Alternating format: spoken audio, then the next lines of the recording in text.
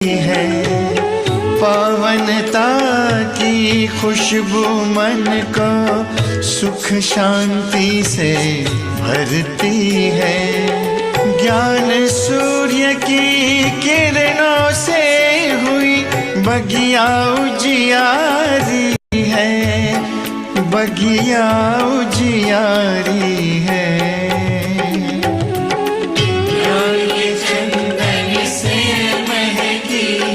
जीवन फुलवारी है, ज्ञान के चंदन से महकी जीवन फुलवारी है।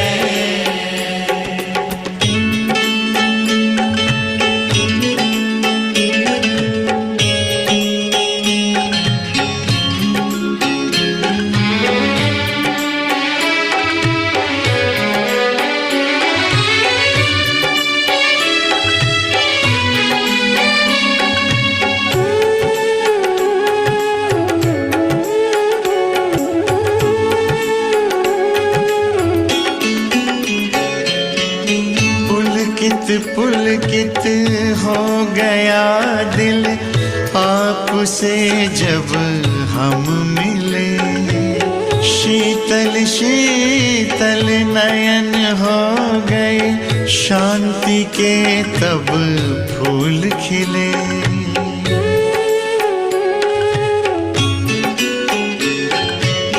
पुलकित पुलकित हो गया दिल आपसे जब हम मिले। शीतल शीतल नयन हो गए, शांति के तब फूल खिले। गुण शक्ति की बेल लताएं प्यार से सींची क्यारी है, प्यार से सींची क्यारी है। चंदन से महकी जीवन फुलवारी है, ज्ञान के चंदन से महकी जीवन फुलवारी है।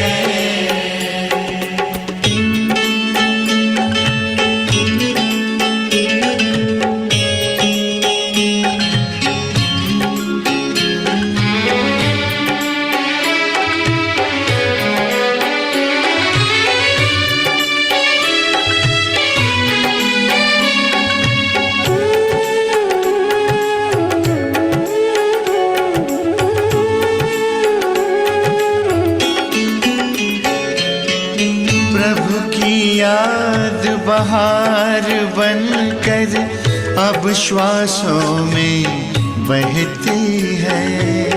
मेरा बाबा मन को किला कहती है।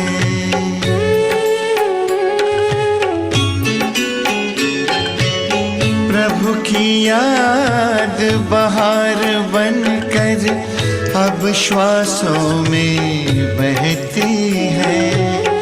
मेरा बाबा मन को किला कहती है। बाबा माली बना हमारा, जिंदगी हुई न्यारी है, जिंदगी हुई न्यारी है। ज्ञान के चंदन से महकी जीवन फुलवारी है, ज्ञान के चंदन से महकी जीवन फुलवारी है। आपकी शिक्षाएं बाबा हमको लगती प्यारी है, लगती प्यारी है।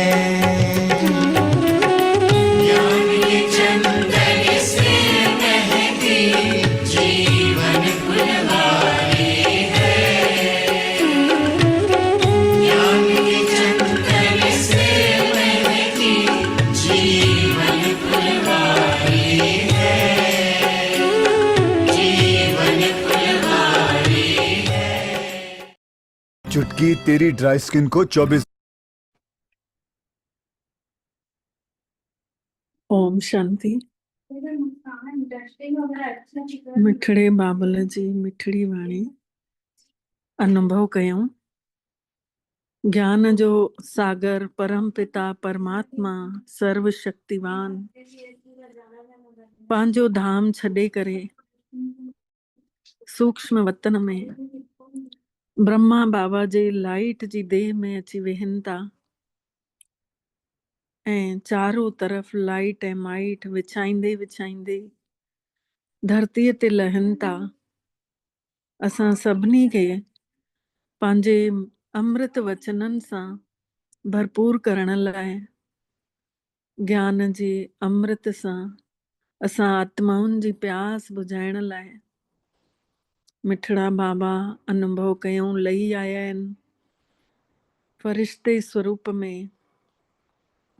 चारों तरफ़ प्रकाश ही प्रकाश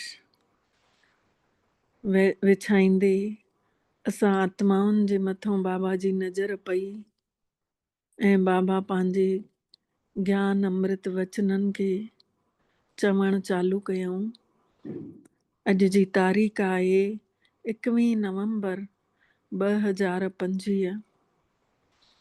अॼु बाबा मिठड़ा चवनि था, मिठड़ा ॿार तव्हां हिन महिल भॻवान जी सेवा ते आहियो। तव्हांखे सभिनी खे सुखनि जो रस्तो ॾेखारिणो अथव। स्कॉलरशिप वठण जो पुरुषार्थ करिणो अथव। तव्हां हिन महिल परमात्मा जी सेवा ते लॻा पिया आहियो त तव्हां सभिनी खे सुखनि जो रस्तो ॿुधाइणो अथव ऐं स्कॉलरशिप वठण जी महिनत करणी अथव। प्रश्न बाबा पुछनि था, तव्हां ॿारनि जी ॿुद्धीअ में जॾहिं ज्ञान जी सुठी धारणा थी वञे पोइ कहिड़ो भउ निकिरी थो वञेव? तव्हां ॿारनि जी ॿुद्धीअ में जॾहिं ज्ञान जी सुठी धारणा थी वञेव त कहिड़ो भउ निकिरी थो वञेव?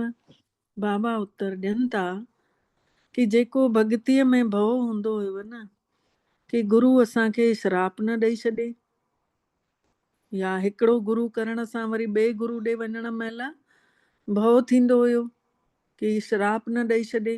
ऐं हाणे त कोई फ़र्क़ु ई कोन थो पए।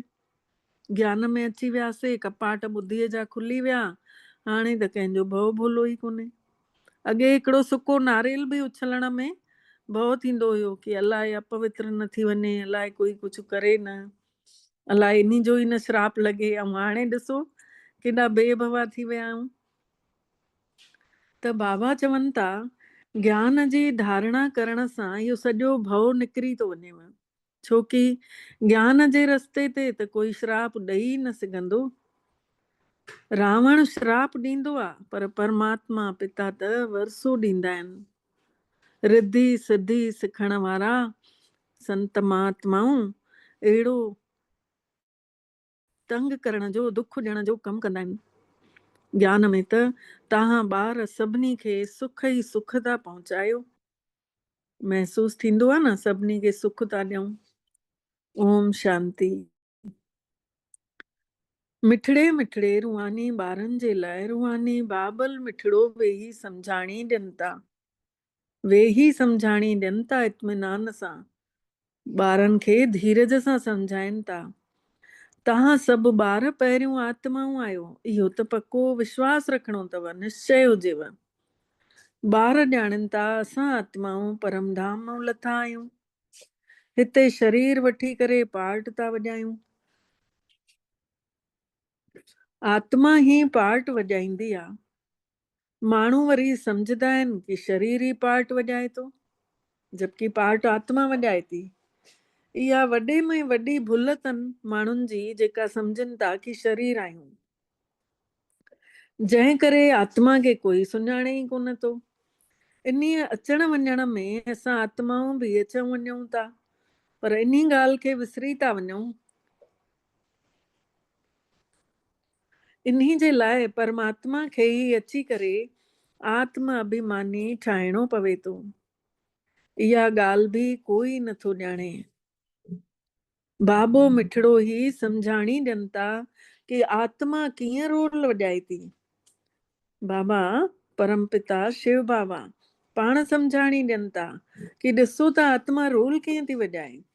माण्हुनि जा 84 जन्मनि खां वठी 1 ऐं 2 जन्मनि ताईं बि आहिनि, घटि में घटि 1-2 जन्म, वध में वध 84 जन्म। 84 खां कंहिंजो 85 न थींदो।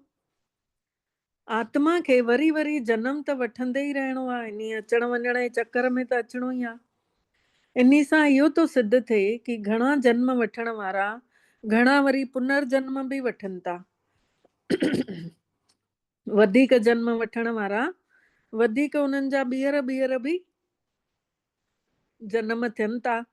थोड़ा जन्म जेके वठंदा उहे घटि पुनर्जन्म वठंदा। जीअं नाटक में कंहिंजो रोल शुरू खां वठी पिछाड़ीअ ताईं हूंदो आहे न, ऐं कंहिंजो त थोरो ई रोल हूंदो आहे, बसि उहो ईंदो आहे विच में अची पंहिंजो थोरो सो रोल अदा करे कोई दोस्त जो रोल अदा कंदो आहे त नंढो ई रोल मिलंदो अथनि, ऐं जे शुरू खां वठी आख़िरीअ ताईं रोल अदा कंदा आहिनि उहे हीरो हीरोइन हूंदा आहिनि। त बाबा इहा ई सम्झाणी ॾियनि था कि ॾिसो तव्हांजो हिन नाटक में शुरूअ खां पिछाड़ीअ ताईं रोल अथव, कंहिंजो थोरो रोल हूंदो आहे। इहो त कोई बि माण्हू ॼाणनि ई कोन था। आत्मा ई पंहिंजे पाण खे नथी ॼाणे त परमात्मा खे कीअं सुञाणींदी। जॾहिं आत्मा पंहिंजो पाण खे ई नथी ॼाणे त पोइ भॻवान खे कीअं ॼाणींदी। आत्मा जी त ॻाल्हि आहे, परमात्मा आहे आत्माउनि जो पिता। श्री कृष्ण त आत्माउनि जो पिता आहे कोन। श्री कृष्ण खे त निराकार बि न चई सघंदासीं, साकार में ई उन्हनि खे सुञाणियो वेंबो आहे। श्री कृष्ण खे साकार में ई उन्हनि खे सुञाणियो वेंबो आहे। आत्मा त सभिनि जी आहे। हर हिकु आत्मा में पंहिंजो रोल भरियो पियो आहे। इहे ॻाल्हियूं बि तव्हां में बि नंबरवार जंहिं जेतिरी महिनत कई आहे उन आधार ते ई सम्झाए सघंदा आहियो। हिन महिल तव्हां ॿार ॼाणियो था कि असां आत्माउनि ने 84 जन्म कीअं वरिता अथसीं। ईअं त न कि आत्मा सो परमात्मा, ईअं त आहे कोन। परमात्मा पिता ने सम्झायो ते मिठड़े बाबल ने कि असां आत्माऊं पहिरियों सो देवता ठहूं था, ॾियण वारा। तॾहिं पुराणे ज़माने जा नाला ॿुधो न, देवकी ऐं कृष्णा देवी, सावित्री देवी, गंगा देवी, जमुना देवी, कमला देवी, सभिनी में देवी शब्द लॻाईंदा हुया पहिरियों। पाण सभु असुल खां हुयासीं ई उन्हीअ कुल जा। हिन महिल पते ताऊं तमो प्रधान थी पिया आहियूं, वरी असांखे सतो प्रधान पवित्र ठहिणो आहे। बाबल मिठड़ो अचे ई तॾहिं तो जॾहिं सृष्टि सॼी पुराणी थी वञे। परमात्मा अची करे पुराणीअ सृष्टिअ खे नयो ठाहिनि था।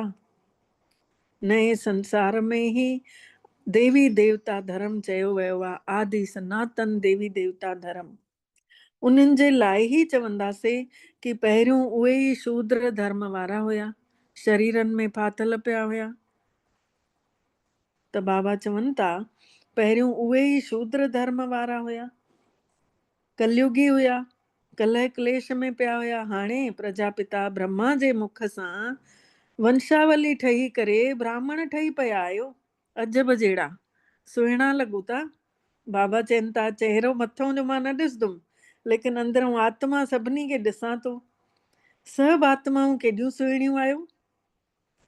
त बाबा चवनि था हाणे त तव्हां सचा ब्राह्मण ठही पयव, ब्राह्मण कुल में अची वियव। ब्राह्मण कुल जी वंशावली न हूंदी आहे। ब्राह्मण कुल कोई राजा ई न कंदो आहे। हिन महिल भारत में न ब्राह्मण कुल राजा ई कनि था, न शूद्र कुल वारा राजा ई कनि था। जेके हिन महिल दुनिया में फाथल आहिनि, है न, शूद्र जंहिंखे चए थो बाबा शूद्र मतिलबु शरीरनि में फाथा पिया आहिनि। त बाबा चवनि था उहे बि राजा ई नथा करनि जंहिंखे ज्ञान कोन्हे। ऐं हिन महिल तव्हांजी बि राजा ई कोन्हे, तव्हां बि राजा ई नथा कयो, छोकी अञा तव्हां सभिनि जी उहा हिकु जहिड़ी अवस्था कोन्हे, कंहिं ॾींहुं सुठी, कंहिं ॾींहुं ॾाढी हेठि, कंहिं ॾींहुं मथे। ॿिन्हिनि जी राजाई कोन्हे, वरी बि उन्हनि जो प्रजा जे मथां राजाई हले थी। दुनिया में प्रजातंत्र हले थो न, प्रजा जे मथां प्रजा जी राजाई हले थी। तव्हां ब्राह्मणनि जो त कोई राजाई ई कान्हे, तव्हां त अञा ॿार ठही परमात्मा जा पढ़ो था पिया। बाबो मिठड़ो ई सम्झाणी ॾिनव था। हे 84 जो चक्कर कीअं घुमे थो? सतयुग, त्रेता, द्वापर, कलयुग, वरी संगम। हिन संगम युग जहिड़ी महिमा त ॿी कंहिं युग जी आहे ई कान। इहो आहे ई पुरुषोत्तम संगम युग। सतयुग खां त्रेता में अचो था त 2 कलाऊं घटि थी थी वञनि, 2 गुण घटि। त उन जी महिमा छा कंदासीं? त्रेता युग जी त कोई महिमा बि न कंदो आहे। किरण सां महिमा थोड़ी थींदी आहे, जंहिंजा गुण ख़तम थींदा आहिनि पोइ उन जी महिमा थोड़ी थींदी आहे। कलयुग खे चइबो आहे पुराणो संसार। हाणे नयो संसार ठहे थो, जाते देवी देवताउनि जी राजाई हुजे थी।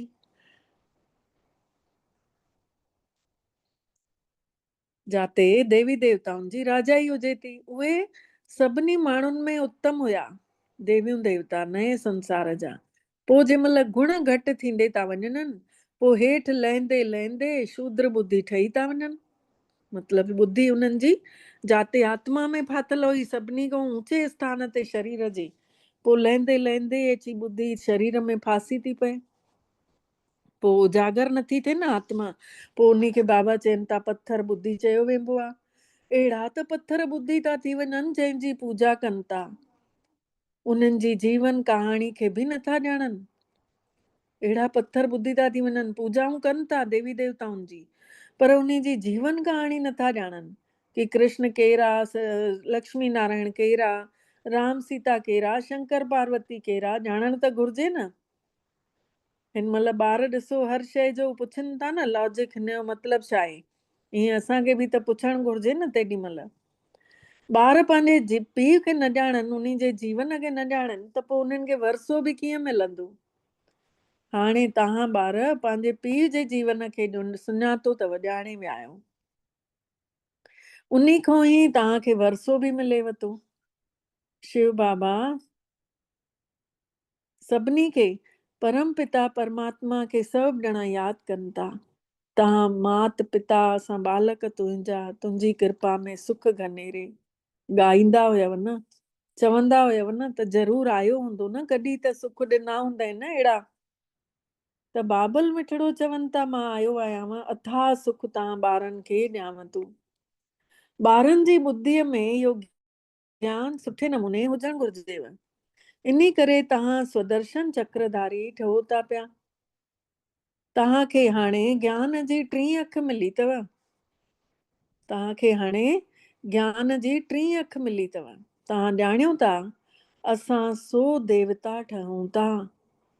असां उहे ई आहियूं, पर हाणे देवता ठहूं था। हाणे शूद्र खां ब्राह्मण ठही पिया आहियूं। शरीरनि में फाथल हुयासीं, वरी आत्मा अची बीह रही मथे। यादि ॾेवाए बाबा ने त निरड़ ते ध्यानु वञे थो। शूद्र खां ब्राह्मण चवरायासीं, कलयुगी ब्राह्मण बि त आहिनि त सही न।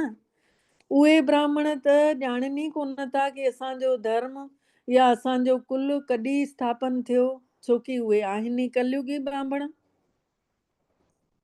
कलह क्लेश करण वारा, क्रोध करण वारा। उन्हनि खे इहो ई न पतो आहे कि असांजो धर्म कॾहिं स्थापित थियो। तव्हां हिन महिल डायरेक्ट प्रजापिता ब्रह्मा जा ॿार ठहिया आहियो।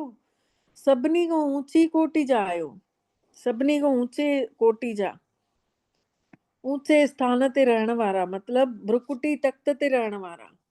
परमात्मा वेही तव्हांजी पढ़ाईअ जी सेवा, संभालण जी सेवा, सिंगारण जी सेवा कनि था। भॻवानु आयो आहे, असांखे सिंगारनि बि था, संभालनि बि था, पढ़ाई बि पढ़ाइनि था। ऐं तव्हां ॿार बि हिन महिल आहियो परमात्मा जी सेवा में। पाण गॉड फादर ई चवनि था कि असां आया आहियूं सभिनी ॿारनि जी सेवा में। मां आयो आहियां ॿारनि खे सुखनि जो रस्तो ॾेखारण आयो आहियां। बाबा मिठड़ा चवनि था हलो ॿारो हलो, हाणे घर हलो, टाइम थी वियो अथव। माण्हू त भक्ति बि करनि था त मुक्तिअ जे लाइ, त ज़रूर जीवन में काथे न काथे बंधन अथनि न, तॾहिं त चइनि था न मुक्ति मिले। परमात्मा अची करे इन्हनि दुखनि खां छॾाइनि था। तव्हां ॿार ॼाणियो था कि त्राही त्राही कंदा, असां सभु ॼाणियूं था कि दुनिया वारा अॻिते हली त्राही त्राही अञा कंदा, हाहाकार खां पोइ जय जयकार बि थियणी आहे। हाणे तव्हांजी बुद्धीअ में अथव केतिरी हाय हाय कंदव। जॾहिं प्राकृतिक आपदाऊं ईंदियूं, बाबा चवनि था जॾहिं प्राकृतिक आपदाऊं ईंदियूं पोइ केॾी हाय हाय थींदी। यूरोप में रहण वारा यादव बि त आहिनि। यादव बाबा कंहिंखे चईंदा आहिनि? जिन मिसाइल्स ठाहिया अथऊं, यूरोप वासी। परमात्मा ने सम्झाणी ॾिनी ते कि यूरोप में रहण वारनि खे यादव चयो वेंदो आहे। ॾेखारींदा आहिनि कि पेट मां मूसल निकितनि, पोइ वरी श्राप ॾिनऊं, उन्हनि जे लाइ ॾेखारींदा आहिनि। मूसल निकितो मतिलबु चालाकियूं हुयनि, बुद्धि एॾी तेज हुयनि कि उन्हनि जे पेट मां बुद्धीअ मां अहिड़ियूं ॻाल्हियूं निकितियूं कि उन्हनि मिसाइल्स ठाहे वरितऊं, ऐं जंहिंसां त हिकु भेरे में सॼे संसार खे चट करे सघंदा आहिनि। त हाणे इन में श्राप जी त ॻाल्हि ई कान्हे, हे त संसार जो नाटक आहे। परमात्मा वरसो ॾियनि था ऐं रावण जेको आहे श्राप ॾिए थो। इहो हिकिड़ो खेल हुजे थो, इहो हिकिड़ो खेल आहे। बाक़ी श्राप ॾियण वारा त ॿिया माण्हू हूंदा आहिनि न, हुन श्राप खे लाहिण वारा बि हूंदा आहिनि। जेके गुरु गुसाई वॾा वॾा महात्मा हूंदा आहिनि न, गुस्से में अची करे श्रापित करे छॾंदा आहिनि माण्हुनि खे। हिकु माईअ खे गुरु कयलुसि, उहा बाद में ब्रह्मा कुमारी में आई। पोइ जंहिं महिल कंहिं पड़ोसी वटि उहो गुरु आयो त उन्हनि सॾु करायोसि, माण्हुनि ॿुधायोसि उन जे चेलनि कि हीअ ब्रह्मा कुमारी में हली वई आहे। त उन खे सॾु करायसि त उन जे गुरुअ ने एॾे तिखे तिखे क्रोध भरे स्वर में, क्रोध भरे शब्दनि में चयसि, वञ तूं नर्क भोगींदीअ, तूं ॾाढो तड़पदीअ। पर उहा माई न तिर बि न ड्रिजी, ऐं अची करे थारूं मधुबन वई। मधुबन में उते दादी सां मिली, दादी खे चयसि कि दादी मूंखे न जेको गुरु कयल हुयो न, उन ने ईअं श्राप ॾिनो अथई। दादी ने चयसि तूं ॿियो कुझु बि न सोच, छड़ो तूं बाबा खे यादि कंदी रहो, ॾिसजांइ तूं कीअं थी पार थी वञी। ऐं सच में उहा माई 3 महीने में उॾरदी उॾरदी दादी वटि वरी पहुती आहे मधुबन। उहा हिकिड़ी माता उतां जी रहंदड़ उहा ॿुधाए पई, अची करे चयसि थी कि दादी मूंखे त लॻे थो बाबा ने मूंखे केॾो हल्को कयो अथई, मुंहिंजी दवायूं बंदि थी वियूं आहिनि, मूंखे कुझु बि नथो हाणे, मतिलबु उन गुरूअ जो त श्राप मूंखे यादि ई कोन थो अचे। हाणे ॾिसो सोच जी ॻाल्हि आहे न, सॼी सृष्टि सोच ते थी हले। परमात्मा आयो आहे असांजी बुद्धीअ जी सोच मटण। बुद्धीअ में चित्र अहिड़ा अहिड़ा ॾेखारे थो, परम धाम जो चित्र, सूक्ष्म वतन जो चित्र, ब्रह्मा विष्णु शंकर जो चित्र, 84 जी सीढ़ी, कल्प वृक्ष, सृष्टि चक्र, मतलब राधा कृष्ण छा न ॾेखारियो अथई। अहिड़ी अहिड़ी पॉजिटिव शयूं परमात्मा ॾेखारे थो चित्रनि में, त असांजी बुद्धि कीअं वञी सघंदी आहे उन कलयुग जे पासे वेंदी न। कोई कुझु चईंदो त तारू चईंदासीं सटाए न, इन में रखियो छा आहे ॻाल्हियुनि में।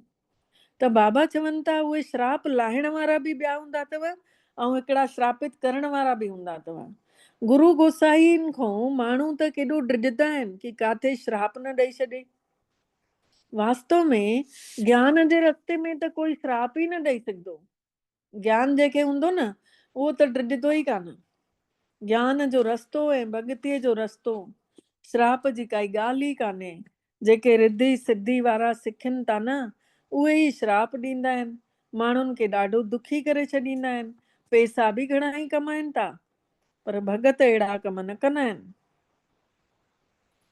बाबल मिठड़े ने सम्झाणी ॾिनी अथऊं, संगम सां गॾु पुरुषोत्तम अखर बि ज़रूर लिखो। संगम युग सां गॾु पुरुषोत्तम अखर बि बाबा सम्झाणी ॾियनि था कि ज़रूर लिखो। पुरुषोत्तम अखर बि ज़रूर लिखदव, त्रिमूर्ति अखर बि ज़रूर लिखणो आहे, ऐं प्रजापिता अखर बि ज़रूरी लिखणो आहे, छोकी ब्रह्मा नालो त ॾाढनि जो आहे। प्रजापिता अखर लिखंदव त सम्झंदा कि साकार में प्रजापिता आहे। छड़ो ब्रह्मा लिखण सां सूक्ष्म वतन वारो समझी वठदव। छड़ो ब्रह्मा लिखदव त उहो सूक्ष्म वतन वारो समझी वठदव। ब्रह्मा विष्णु शंकर खे भगवान था चई छॾनि। प्रजापिता चवंदा त तव्हां सम्झाए सघंदा आहियो कि प्रजापिता त हिते अथव संगम युग ते, उहो सूक्ष्म वतन में कीअं थी सघंदो आहे। विष्णु खे त ॾेखारींदा आहियो कि ब्रह्मा जी नाभि खां, ब्रह्मा जे दुन मां विष्णु पैदा थियो, इहो ॾेखारंदा आहिनि, शास्त्रनि में लिखियलु आहे। ऐं विष्णुअ मां वरी ब्रह्मा पैदा थियो। हाणे हिक ॿिए मां कीअं पैदा थी सघंदा आहिनि उहो त पाण ई ॼाणूं था न। हाणे कॾहिं पाण पंहिंजे पंहिंजे नालनि सां हुयासीं जॾहिं ज्ञान न मिलियो हुयो, हाणे उते ई आहियूं उन ई सृष्टिअ ते, पर संगम ते अची वियासीं, नालो बि पइजी वियो ब्रह्मा कुमारी वीणा बहन, ब्रह्मा कुमारी फलाणी बहन, सभिनि जा नाला ईअं पइजी विया न। त इन्हीअ मां ई ईअं ठहियासीं। वरी लहंदे लहंदे वरी असां आत्माउनि जा गुण चट थींदा त वरी लही वेंदासीं, वरी वीणा ते चवराइजंदासीं। त ईअं ई ब्रह्मा खां विष्णु, विष्णुअ खां ब्रह्मा, लक्ष्मी नारायण 84 जो चक्कर लॻाए वरी ब्रह्मा सरस्वती ठहनि था। बाबा ने पहिरियों सां ई नाला ॾेई छॾिया अथऊं। ब्रह्मा बाबा, ब्रह्मा ऐं सरस्वती मम्मा। त जॾहिं भट्टी ठही हुई त नाला ॾिना आहिनि न बाबा ने। शुरू में जेके दादियूं आहियूं सभिनि जा नाला मटिया आहिनि, पर केतिरा हली बि विया। इन करे सम्झायो वियो आहे कि ब्राह्मणनि जी माला हूंदी ई कान्हे। छो जो ब्राह्मण ई त पुरुषार्थी आहिनि। ब्राह्मण त हिन महिल महिनत कनि था, पुरुषार्थी आहिनि। कॾहिं अवस्था हेठि थी वञनि, कॾहिं मथे बि हुजनि था। ग्रहण वेहनि थो पियो, ग्रहचारी वेहनि थी। बाबा त जवाहरी हुयो न। मोतियुनि जी माला कीअं ठहंदी आहे बाबा खे अनुभव हुयो। ब्राह्मणनि जी माला त पिछाड़ीअ में ठहे थी। असां ई सो ब्राह्मण देवताई गुण धारण करे देवता ठहूं था। ओम शांति दीदी, इहो थोरो क्लियर कयो, बाबा जवारी हुयो, मोतियुनि जी माला कीअं ठहंदी आहे? बाबा खे पतो हुयो न कि टेबल ते मोती रख, इन में अॻिते ॿुधायो अथव बाबा ने कि टेबल ते मोती रखंदा हुया, पोइ हिकु हिकु करे मोती पिरोईंदा हुया, जीअं कि हेठि मथे बि न थिए, धाॻो बि हेठि मथे न थिए, मोती बि बराबरि बराबरि पिरोइजे। थींदो आहे न, हेठि मथे धाॻो थी वेंदो आहे न पाइण महिल, पिरोइण महिल। अञा ॿुधायव थो बाबा, अॻिते क्लियर कयांव थी। ब्राह्मणनि जी माला आख़िरीअ में ठहे थी। मतलब हिन महिल छा आहे, असां हेठि मथे अवस्था थी हुजे त असांजो नालो फिक्स बाबा चई नथो सघे कि फलाणी पुरुषार्थ में अॻिते आहे। सुभाणे वरी अगरि अवस्था हेठि थी वेंदी त बाबा अगरि फिक्स चई छॾींदो त वरी उन खे माला ड्राइणी पवंदी न, वरी ॿिए मोती खे अॻिते करिणो पवंदो जेको उन अॻिते हूंदो।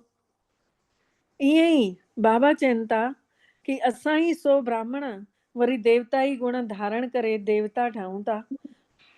सम्झ में आयुव? वरी ॾाकण लहणी बि आहे।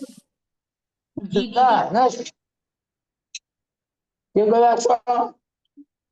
हाँ, ॾाकण वरी लहणी बि आहे। बाबा चवनि था गुण वरी ख़तम थिए। ईअं त न कि 84 जन्म कीअं वठंदासीं। 84 जन्मनि जे हिसाब सां इहो निकिरी सघंदो आहे। तव्हांजो अधु समय पूरो थियो तॾहिं त ॿिए धर्म वारा पोइ तव्हां सां जुड़ंदा। बाबा चवनि था कि भई ॾिसो, बाबा अॻिते ॿुधायो अथई मोतियुनि जी माला लाइ, ॿिया तव्हां सां जुड़ंदा। माला ठाहिण में ॾाढी महिनत लॻे थी। वॾी संभाल सां मोतियुनि खे टेबल ते रखियो वेंदो आहे कि काथे लुॾे न। पोइ सुईअ सां उन में मोती खे पिरोयो वेंदो आहे। काथे ठीकु न ठही त माला विच में तोड़नी पवंदी। त हीअ बि ॾाढी वॾी माला आहे। सम्झ में आयो रीता भेण? जी दीदी, थोरो थोरो अचे थो, माना ॿुधाए असां ॾिसो, अॼु तव्हांजी अवस्था, मान लो अमृत वेलो बि थियव, मुरली बि सेंटर ते वियव ॿुधण, शाम जो बि योग कयव, घर में बि जेतिरी देरि तव्हां कम में हुयव योग कयव। हाँ, तव्हांजी अवस्था अॼु ॾाढी ऊंची थी वई।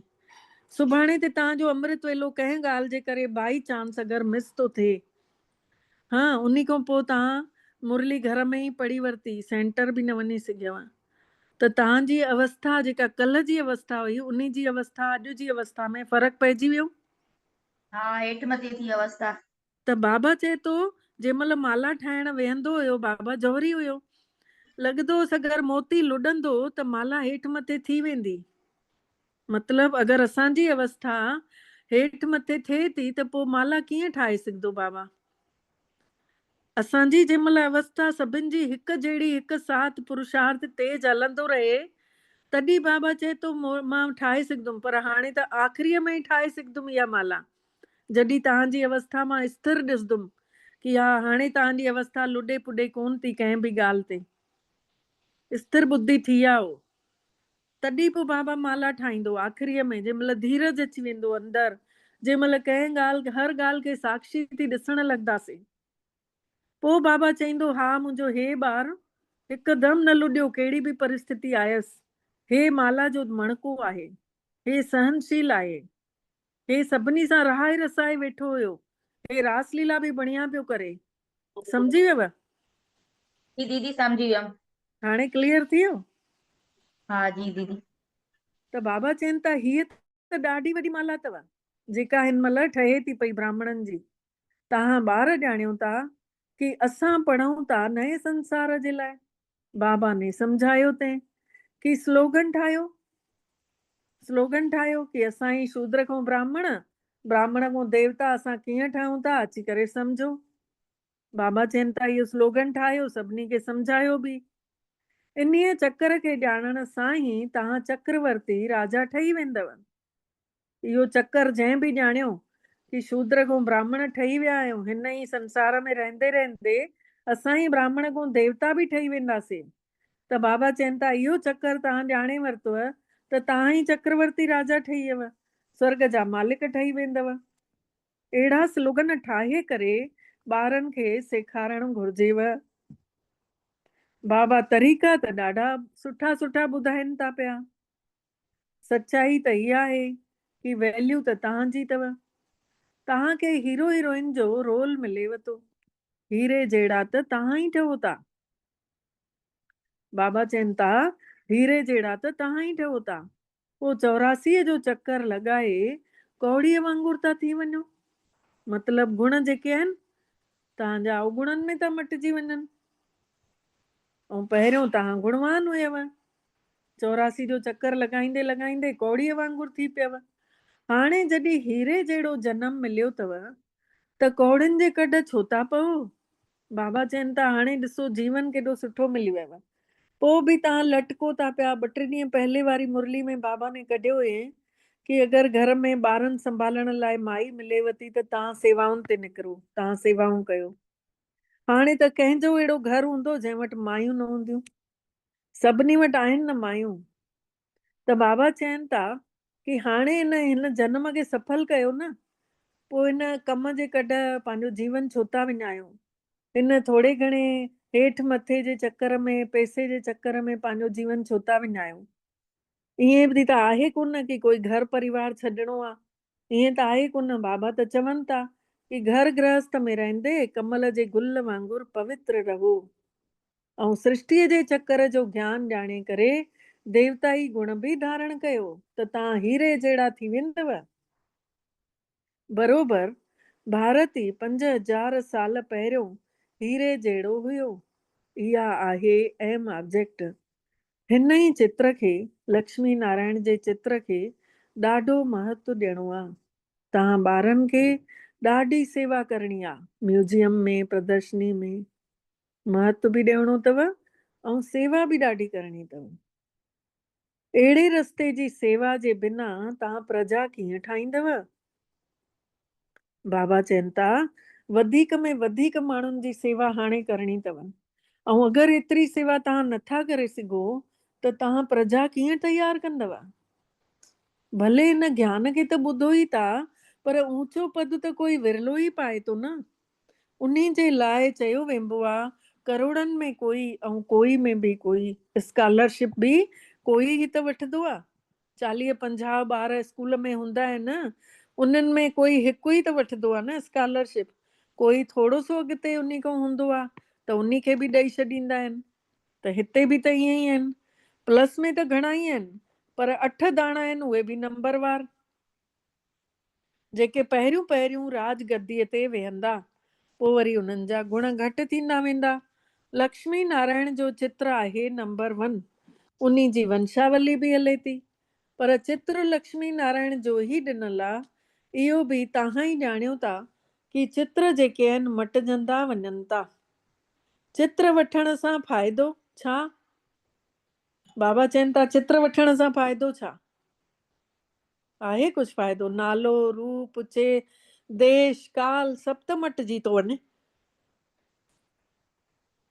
बाबा चवनि था ॿिए जन्म में वरी वरितई आत्मा ने उहो देवताई चोलो छॾे करे, पोइ उन जो सभु त मटिजी वियो न। नालो बि बदिलजी वियो, चहिरो बि बदिलजी वियो, ॿियो शहर बि मटिजी वियो, समय बि मटिजी वियो। मिठड़े मिठड़े रूहानी ॿारनि खे रूहानी बाबुल वेही सम्झाणी ॾियनि था। महसूस दीदी कयो। ये लाइन थोड़ो समझायो ना, चित्र देने से क्या फायदा? छाजो चित्र देने से छा फायदो मतलब? ॾिसो वरी सां इहे 2 लाइनियूं पढ़ांव थी त सम्झ में अची वेंदव कि जेके 8 दाणा बाबा ने चया न दादियुनि जे लाइ, हाँ उहे पहिरियों पहिरियों राजगद्दी ते वेहंदा, पोइ वरी कला घटि थी वेंदनि न, गुण घटि थी वेंदनि। लक्ष्मी हाँ नारायण जो चित्र पहिरियों नंबर, हाँ बाबा ने ॿुधाया उन्हनि जी बि वंशावली हले थी, पर चित्र लक्ष्मी नारायण जो ई ॾिनल आहे। वंश उन्ही जा 8 वंश हाँ हलनि था, पर चित्र लक्ष्मी नारायण जो ई ॾिनल आहे। ऐं हिते तव्हां ॼाणियो था कि चित्र त मटिजंदे था वञनि। हिते अगरि असां लक्ष्मी नारायण जा ई चित्र ॾींदासीं न सम्झाइण लाइ कि हिन जी 8 हाँ राजगद्दियूं हलनि थियूं, त उहे जन न सम्झंदा। त बाबा चवनि था तव्हां हिते ॼाणियो था कि चित्र त मटिजंदे था वञनि, चेहरा मटिजंदे था वञनि न ॿियो जन्म वरितई त। अरे हाँ हाँ हाँ, इहा ॻाल्हि त हाँ ठीकु आहे, सच्ची इहो सच्ची। चयईं कि पोइ तव्हांखे छा फ़ाइदो चित्र ॾियण सां? तव्हां उन्हनि खे सिधो सां इहो ॿुधायो न कि नालो बि मटिजी वियो, रूप बि मटिजी वियो, उन जो देश बि रहण जो मटिजी वियो, समय बि बदिलजी वियो, ॿियो सही जन्म वरितई त। सम्झी वियव? मतलब हाँ हाँ बिल्कुलु, 8 गद्दियूं थियूं त 8 गद्दियुनि में सभु मटिजी वेंदो न, वही सभु सॼो मटिजी चेहरो वियो। थोड़ी। हा हाँ उहो चेहरो न को उहो देश हा थींदो, न को उन घर में जनम थींदो, ज़रूरी आहे ॿिए घर में जनम थिए, पर हा थींदो उन ई कुल में ईअं हा आहे, उहो ई मतलब घरानो। हा त हाँ मिठे मिठे रूहानी ॿारनि खे रूहानी बाबा मिठड़ा वेही सम्झाणी ॾियनि था कि 5000 साल पहिरियों बि त ईअं ई बाबे ने सम्झायो हुयाव। ईअं त न कि श्री कृष्ण ने गोप गोपियुनि खे ॿुधायो हुई। श्री कृष्ण जा त गोप गोपियूं हूंदा ई न आहिनि, न ई उन्हनि खे ज्ञान सेखारियो वेंदो आहे। उहे त आहिनि सतयुग जा राजकुमार। उते कीअं राजयोग सेखारदा जो अपवित्र खां पवित्र ठाहींदा?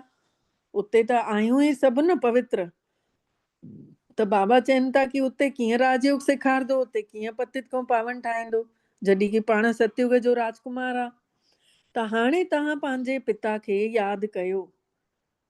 पीउ जेको आहे टीचर बि आहे, पढ़ाए बि थो, त टीचर खे कॾहिं स्टूडेंट थोड़ी विसारे सघंदो आहे? पीउ खे ॿार कॾहिं विसारे थोड़ी सघंदो आहे? गुरूअ खे बि न विसारे सघंदो आहे। पीउ त जन्म खां ई हूंदो आहे, ऐं टीचर त 5 साले खां पोइ ई मिलंदो आहे न टीचर त। पर पीउ त जन्म खां ई हूंदो आहे। ऐं वरी गुरू त वानप्रस्थ में थो मिले। जन्म खां ई गुरू करण सां त कोई फ़ाइदो ई कोन्हे। कोई जन्म खां ई गुरू करे छॾींदा आहिनि न, बचपन खां ई। त गुरू करण सां कोई फ़ाइदो ई कोन्हे। गुरूअ जी हंज वठी करे पोइ ॿिए ॾींहं में ई वरी पोइ गुज़ारे थो वञे अगरि ॿार, पोइ गुरू छा करे थो? बाबा पुछनि था अगरि ॿिए ॾींहं ते ई ॿार गुज़ारियो, हंज में वरितईंसि, उन खे भाई नामदान बि ॾिनेसि, पोइ उन खे गुरू छा करे थो? ऐं ॻाईंदा अचनि था कि सतगुरू बिना कोई गति ई कान्हे। सतगुरू खे छॾे उहे वरी गुरू था चई छॾनि पिया। गुरू त ढेर आहिनि। इहो मतलब मां हाणे सम्झीसि, मां मुरली पढ़ी लेकिन मूंखे सम्झ में इहा लाइन कोन आई, इहा लाइन बि सम्झ में अची वई। अची वियव न? त बाबा चवनि था ॿार तव्हां कोई देहधारी गुरु करण जी तव्हांखे त दरकारी कोन अथव, तव्हांखे त कंहिंखां कुझु घुरणो बि कान अथव। चयो बि वेंबो आहे न कि मंगण खां मरण भलो, घुरण खां मरण भलो। ॾिठो अथव न सिंधी कॾहिं भीख न पिंदा अथव। सिंधियुनि जी इहा ॾाढी बढ़िया क्वालिटी अथव। भले ठेलो हलाए, ठेलो तॾहिं बि हलाए नाव वठदव, चढ़ंदा आहिनि। हा हा सही। भाॼियूं विकिणे वठदव, लेकिन न कंहिंखां हथ न फैलाईंदव। हा हा सही त ॻाल्हि। बाबा ही चयो हिते कि मंगण खां मरण भरो। सभिनी खे चिंता हूंदी आहे न कि असां कीअं पंहिंजा पैसा ट्रांसफर कयूं ॿिए जन्म जे लाइ, ईश्वर जे लाइ दान पुण्य ईश्वर अर्थ कंदा आहिनि। हंधि बि कढंदियूं आहिनि न त चवंदियूं आहिनि ईश्वर अर्पण, या चवंदियूं आहिनि श्री कृष्ण अर्पण। उहे सोचदियूं आहिनि इहा पहुची वई वॾनि ताईं। बाबा चवनि था उन्ही जो रिटर्न हिन महिल पुराणी सृष्टिअ में थोरी देरि जे लाइ मिलेव थो। अगरि उहा पहुची वई, कंहिंखे बि ईश्वर अर्थ दान पुण्य कयव त ठीकु आहे, थोरी देरि जे लाइ रिटर्न बि मिलेव थो पियो। हिते तव्हांजो ट्रांसफर तव्हांजो थिएव थो ब्राह्मणनि ॿारनि जो नए संसार में, उहे बि 21 जन्मनि लाइ। तन मन धन सभु परमात्मा जे अॻितो अर्पण करणो अथव। सो त जॾहिं उहो अचे थो तॾहिं अर्पण कंदव न, जॾहिं उहो पाण अचे थो तॾहिं त अर्पित कयूं न। हीअं त परमात्मा खे कोई ॼाणनि ई कोन था, गुरूअ खे पकड़े था वठनि। धन बि गुरूअ जे अॻितो वञी अर्पित करे था छॾनि।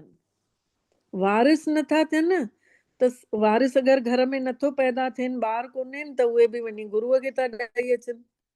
अॼुकल्ह काइदे अनुसार परमात्मा जे नाले ते कोई ॾियनि ई कोन था।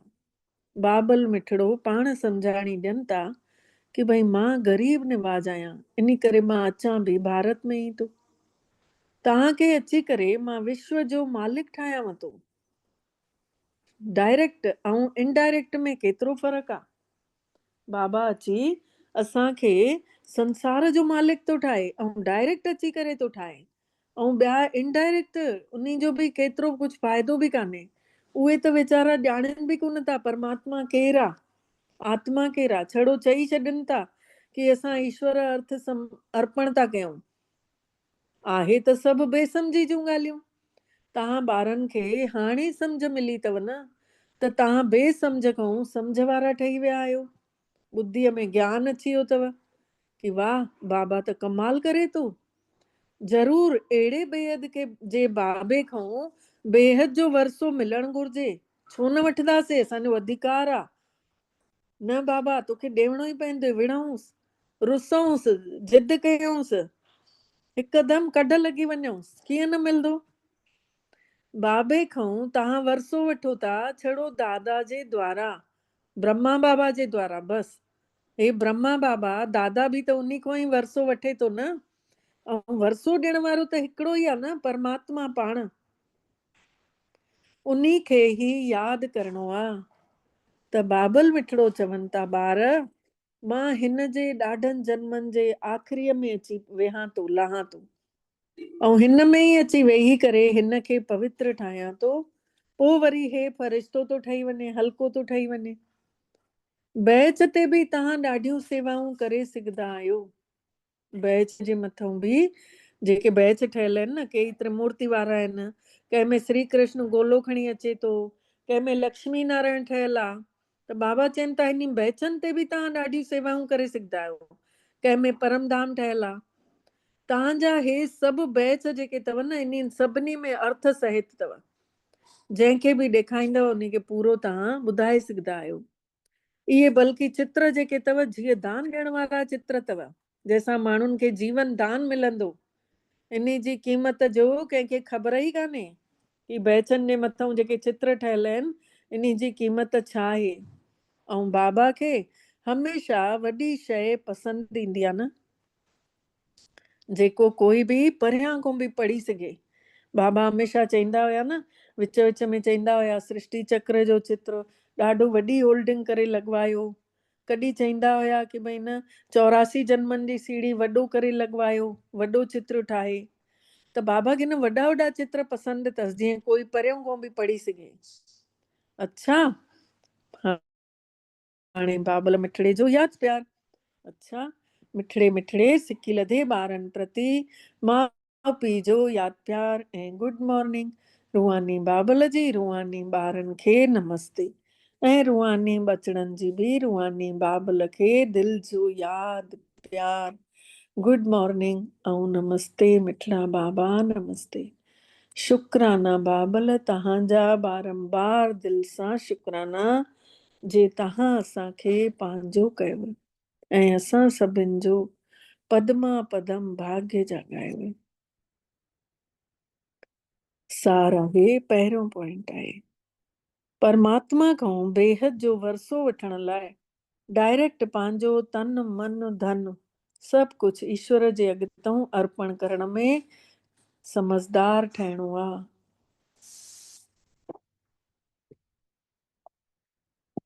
सब कुछ तेरा तुझको अर्पण क्या लागे मेरा, पंहिंजो सभु कुझु 21 जन्मनि जे लाइ ट्रांसफर करे छॾिणो आहे, डायरेक्ट परमात्मा खे ॾेई। ॿियो पॉइंट आहे, जीअं भॻवान पढ़ाइण जी संभालण जी सिंगारण जी सेवा करे थो न, ईअं ई बाबे वांगुरु सेवा करणी आहे सभिनि जी। जंहिंखे बि पाण ज्ञान ॾियूं था, 7 ॾींहंनि जो कोर्स करायूं था, त उन्हनि खे वरी संभाल बि त कयूं, उन्हनि खे मुरली बि त ॿुधायूं, ऐं मुरली ॿुधाइण में वरी जेके शयूं न सम्झ में अचनि उन्हनि खे बि क्लियर कयूं त सिंगार जो कमु थी वेंदो, उन्हनि जो मन ख़ुशि थी वेंदो, हल्का थी वेंदा। ईअं बाबा जहिड़ी सेवा करणी आहे, जीवन जे बंधननि खां कढी करे सभिनी खे जीवन जे मुक्तीअ जे रस्ते ॾे वठी हलणो आहे। वरदान आहे, महसूस कंदासीं बाबल मिठड़े जे तन में शिव बाबा अची फरिश्ते स्वरूप में हिन सेवा स्थान ते अची बाबा प्रकट था थियनि। महसूस कयूं बाबल मिठड़े जी रूहानी दृष्टि चारो तरफ़ फैलजंदी थी वञे। भगवान हिन घर जो पाण रक्षक ठही अची वेठो आहे, पहरेदार ठही करे। कोई नेगेटिव ॻाल्हि हिन घर में न अची सघे, कोई बुरी नज़र हिन घर खे न लॻी सघे। हिन घर खे मंदिर ठाहिण वारो पाण सचो पातशाह अची वियो आहे। महसूस कयूं बाबल मिठड़े जी दृष्टि चारो तरफ़ फैलजे थी, सॼो घर पवित्र किरणनि सां भरिजी चुकियो आहे, चारो तरफ़ सुनहरो प्रकाश ई प्रकाश, ॼण अमृतसर वांगुरु पूरो घर चमकियो आहे। अमृतसर जे गुरुद्वारे वांगुरु चमकीलो हे घर गुरुअ जो द्वार ठहियो आहे, जाते सचो सतगुरु पाण थो अचे।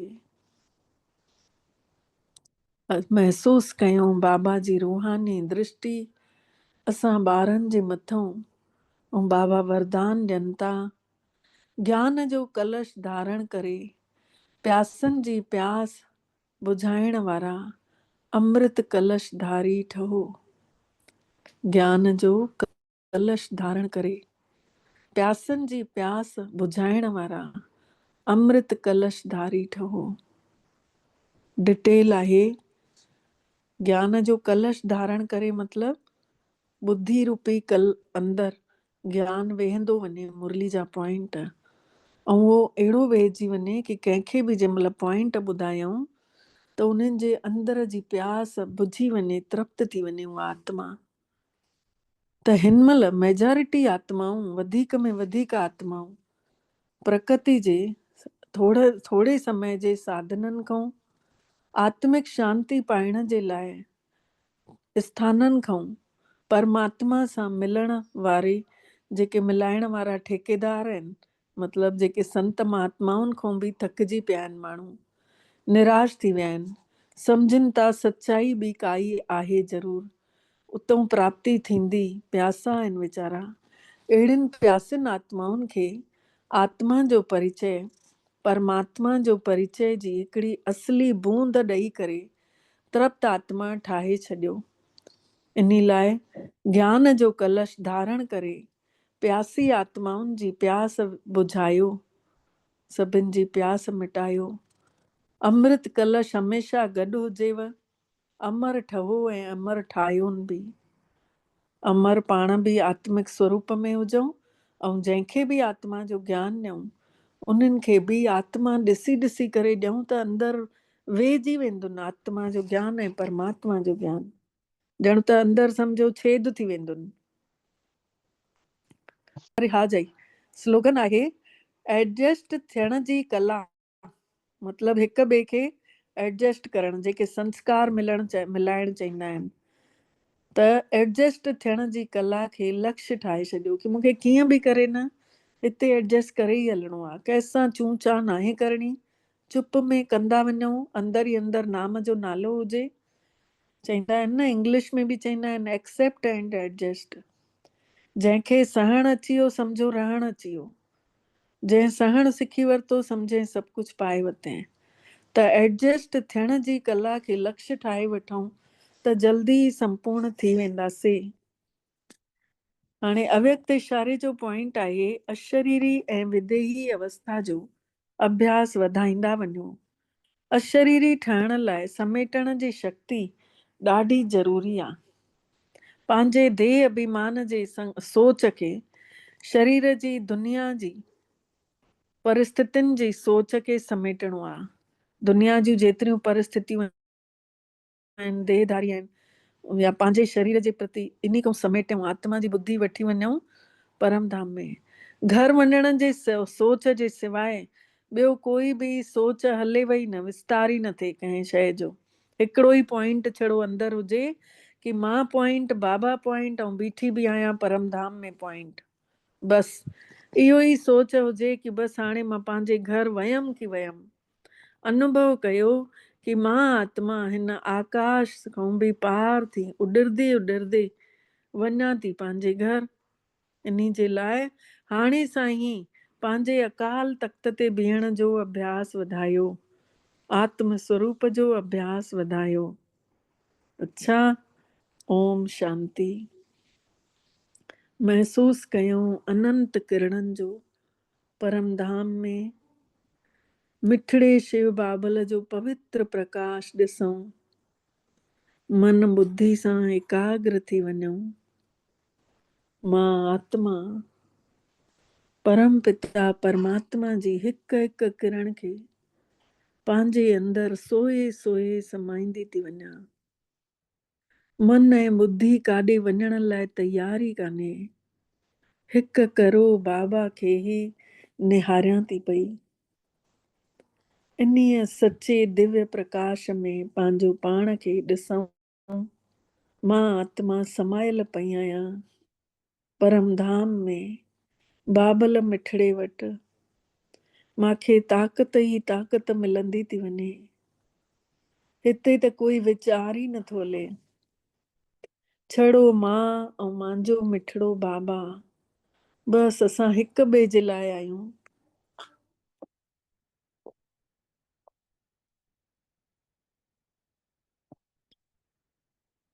असां ॿई हिक ॿिए जे लाइ। बाबा मूंखे निहारनि था, मां बाबा खे निहारियां थी। महसूस कयूं शक्तिशाली तरंगा असां सभिनि जे अंदरि समाइजंदियूं थी वञनि। मां आत्मा निराकारी अवस्था में परम धाम में पवित्र प्रकाश में सनान थी कयां। महसूस थी कयां निरंतर मुंहिंजे जन्मनि जन्मनि जा खाता क्लियर था थींदा वञनि। मां आत्मा हिकदम हल्की जागंदी जोत सतनी गुणनि सां भरपूर, सब कमियूं कमजोरियुनि जे मथों परमात्मा जे प्रकाश ने सब कमियूं कमजोरियूं साड़े छॾियईं। ऐं मां खरो सोनो आत्मा, पवित्र स्वरूप आत्मा महसूस थी कयां हिकदम परम प्रकाश में। अनुभव कंदे पाण सितारा सब जन्मनि जन्मनि जा प्यासे आत्माऊं बाबल मिठड़े जे अॻितों अची तृप्त था थी वञूं। बसि बाबा तव्हां मिलियव, असांखे सभु कुझु मिलियो, हाणे कुझु बि न खपे। बाबा सच्चा हीरा त तव्हां आहियो बाबा। अनुभव कयूं बाबल जे मिठास जो, बाबा जे सच्चे प्यार जो, बाबा जी शक्तियुनि जो, बाबा जे सिंगार करण जे तरीक़नि जो, बाबा जी पालना करण जे तरीक़े जो अनुभव कयूं। जीअं असां पंहिंजा ॿार पालियाऊं, तीअं ई बाबा असांखे केॾा करोड़नि उन खां सुठे सां पालनि था। अनुभव कयूं बाबल मिठड़ो असां सभिनी खे शक्तिशाली ठाहे, परम पवित्र ठाहे, ऐं धीरे धीरे पाण सभु उन अहिड़े दिव्य लोक मां, दिव्य प्रकाशवान संसार मां मोटऊं था पिया, धीरे धीरे हेठि नीरे आसमान खां बि हेठि मां सितारो मोटी करे पंहिंजे 5 तत्वनि जे शरीर में अची निरड़ ते वेही थी रहां। इहो शक्तिशाली प्रकाश मुंहिंजे पूरे शरीर में फैलजंदो नज़र थो अचे। ब्रेन जी हिकु हिकु नस मां निकिरी करे पूरे शरीर जे अंग अंग ताईं पहुचे थो। इहा भगवान जी शक्ति मुंहिंजे दिमाग़ खे शांत ऐं शीतल थी कंदी वञे। इहो परम पवित्र प्रकाश मुंहिंजे हार्ट में पहुचे थो, मुंहिंजे लंग्स में, लीवर, किडनी, पेरनि जा घुटना, पेरनि जे आंगूठे ताईं पूरे शरीर में पवित्र सुनहरो प्रकाश अची चुकियो आहे। मां आत्मा स्वस्थ साफ़ सुथरे शरीर जी मालिक ठही वई आहियां, जंहिं शरीर खां मूंखे खोड़ वॾियूं वॾियूं ज़िमेदारियूं निभाइणियूं आहिनि। मां पंहिंजे घर जे सभिनी भातियुनि खे बि अखियुनि जे अॻितां ॾिसां थी, ऐं हर भातीअ जे निरड़ ते चमकीली आत्मा थी ॾिसां। और मां आत्मा इन्ही घर जे परिवार जे भातीअ जे निरड़ जे मथां बि चाहियां थी। मां आत्मा चाहियां थी कि भगवान जी खे हे बि सुञाणनि, हे बि उन खे दिलि सां चाहिनि। शिव बाबा जूं पवित्र किरणा हिननि सभिनि जे मथां बि पवंदियूं थी वञनि, हिननि जे शरीरनि में समाइजंदियूं थी वञनि। कोई बि भाती अगरि कंहिं कमी सां, कंहिं बीमारी सां पीड़ित आहे, त मां उन भातीअ खे बि महसूस कयूं। कंहिंजे घर में अगरि कोई बीमार आहे, कंहिंखे काई तकलीफ़ आहे, त उन भातीअ जे मथे जे मथां ॾिसूं शिव बाबा जो शावर, शक्तिशाली किरणा उन भातीअ जे मथे जे मथां पवंदियूं थी वञनि, ऐं उन जे शरीर जे उन पार्ट ते वञी करे उहे किरणा विछजी थी वञनि जिते उन्हनि खे सूर आहे। भगवान जूं पवित्र किरणा उन जॻह ते पहुची करे पाण वैद्य राज परमपिता परमात्मा पवित्र किरणनि सां उन्हनि जो इलाज कनि था। घर जा सभु भाती शिव बाबा जी इन्हनि पवित्र किरणनि में सभिनी खे ॾिसूं था मगन था थींदा वञनि, ऐं असां सभु निश्चिंत था थी वञूं बाबा जी छांव जे अंदरि आहिनि। महसूस कयूं इहे सभु जाॾे काॾे जंहिंमहिल बि वेंदा, पवित्र छांव हिननि सां गॾु वेंदी, भगवान जी छांव। ऐं हिननि सां जेको बि मिलंदो उन्हनि खे बि परमात्मा जी शक्ति मिलंदी। सभु ॼणा पूरी तरह सां सेफ आहिनि। असां आत्माऊं हिन शरीर में चमकीला सितारा परमात्मा जी दिलि ते चढ़ियल उन जा प्यारा ॿार महसूस था कयूं, सभिनी खां न्यारा ऐं सभिनी खां प्यारा मिठड़े बाबल जा मिठड़ा ॿार महसूस कयूं। नशो आहे असांखे कि असांखे बाबो मिठड़ो पढ़ाए थो। नशो आहे असांखे कि असांखे रूहानी राहत ॾे थो। नशो आहे असांखे कि असांखे प्यारो बादशाह ठाहे थो। नशो आहे असांखे कि असांखे सॼी सल्तनत ॾे थो, सॼो वरसो ॾे थो, ऐं असांखे ही जन्नत जो रस्तो ॾेखारे थो, असांखे ही ज़रियो ठाहे थो। अहिड़े मिठड़े बाबल खे कोई केतिरो बि ॻोल्हे उहो नथो मिले, लेकिन असांजे अॻितो आहे। ग़ुलामी जी जंजीरनि खां छॾाए छॾियईं, पंजनि विकारनि खां परे करे छॾियईं, पंहिंजी गोद में विहाए छॾियईं। अहिड़ो मिठड़ो बाबू जंहिंजो नशो असांजो मथां चढ़ियो ई पियो आहे। महसूसु कयूं इहो रूहानी नशो असांखे हमेशह ई चढ़ियल हुजे, हमेशह ई चढ़ियल हुजे। कॾहिं असां ज़हर सां भरियल हुयासीं, ज़हर जे गंध में फसियल हुयासीं, अॼु असां रूहानी शमा ठही करे सभिनी खे परवानो ठाहे पहुचायूं था बाबल मिठड़े ताईं। पाण सभु उहे फ़रिश्ता प्यारा आहियूं, बाबल मिठड़े जा दुलारा आहियूं। अहिड़े मिठड़े बाबल खे शुकराना चऊं था दिल जे प्यार सां। बाबल मिठड़ा तव्हांजा दिल सां शुकराना जे तव्हां असांखे पंहिंजो कयव ऐं असां सभिनि जो पदमा पदम भाग्य जाॻायव। ओम शांति, ओम शांति, ओम शांति। तव्हां सभिनी ब्राह्मण कुलभूषणनि ऐं फ़रिश्तनि जा बि दिल सां शुकराना। सभिनी खे ओम शांति।